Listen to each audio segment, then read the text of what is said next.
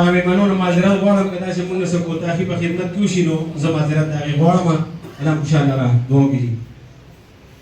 دعا وکړئ. الحمدلله رب العالمین والعاقبة للمتقین والصلاة والسلام علی رسوله محمد وآله واصحابه اجمعین.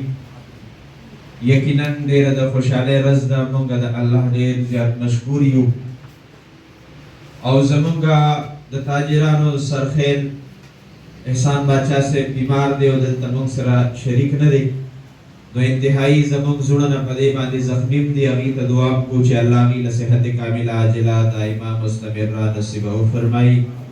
یا الله زموږ دا کوم کابینټ چې جوړ شه، یقینا زموږ ټول د تاجر اتحاد مشران ملګري ټول خدمت والا دي او بیا د دین ډېر او څومره هم چې راغلي زموږ درانه خواږه مېلمانه او ملګري ممبران، هغوی ته خواست دی چې په خپل خپل سیټس باندې کښېنئ چې دا پروګرام وګورو.